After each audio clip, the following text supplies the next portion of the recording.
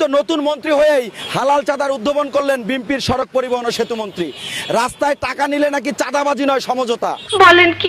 আর বাধ্য করে নেওয়া হলে সেটা নাকি চাঁদাবাজি। আমার প্রশ্ন হলো, টাকা কি কেউ সাধে দেয় প্রিয় মন্ত্রী সাহেব? আমাদের নতুন সেতু মন্ত্রী নাকি চাঁদাবাজির নতুন সংজ্ঞা দিয়েছেন। বলো কি, তুমি সত্যি বলছো? আসুন আজকে ভিডিওর মাধ্যমে আমরা সেটা সুন্দরভাবে জেনে নিই। এই সময় কম, শুরু করো। চাঁদা আমি ওইটাকে বলতে চাই যে কেউ দিতে চায় না বা তাকে বাধ্য করা হচ্ছে, সেটা হলো চাঁদা। কথা সত্য। তো তারা এটা সমঝোতার ভিত্তিতে এরকম ভাবে করে।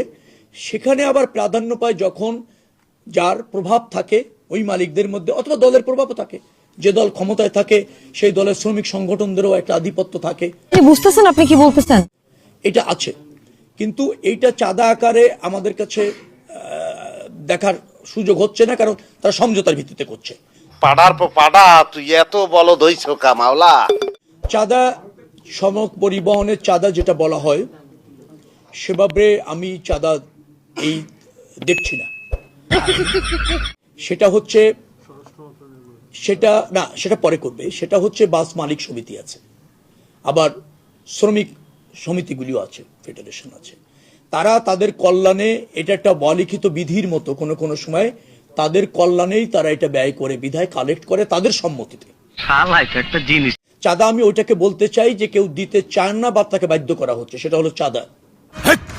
কি বলছিস তুই? এখন ধরেন মালিক সমিতি আছে, তারা একটা নির্দিষ্ট হারে প্রত্যেকটা টিপস থেকে টাকা তোলে, মালিকদের কল্যাণে ব্যবহার করতে চায়। কতটুকু ব্যবহার হয় সেটা জানি না, সেটা নিয়ে হয়তো বিতর্ক আছে। ঠিক বলেছ। কিন্তু তারা এই সমঝোতার ভিত্তিতে, আবার শ্রমিক কল্যাণ ফেডারেশন এরকম অনেক সংস্থা ওরা আছে, তো তারা এটা সমঝোতার ভিত্তিতে এরকম ভাবে করে। সেখানে আবার প্রাধান্য পায় যখন যার প্রভাব থাকে ওই মালিকদের মধ্যে, অথবা দলের প্রভাবও থাকে। যে দল ক্ষমতায় থাকে সেই দলের শ্রমিক সংগঠনদেরও একটা আধিপত্য থাকে। এটা আছে, কিন্তু এইটা চাঁদা আকারে আমাদের কাছে দেখার সুযোগ হচ্ছে না, কারণ তারা সমঝোতার ভিত্তিতে করছে। চাঁদাবাজি এরকম যদি কেউ করতে আসে, তার কোনো সুযোগ নেই, কোনো সুযোগ নেই। যোগাযোগ মন্ত্রণালয়ের অধীনে বা যে সমস্ত জায়গা আছে সেখানে বাইরে থেকে কেউ চাপ প্রয়োগ করে চাঁদা নেবে, অনৈতিক সুবিধা নেবে, সে সুযোগ নেই।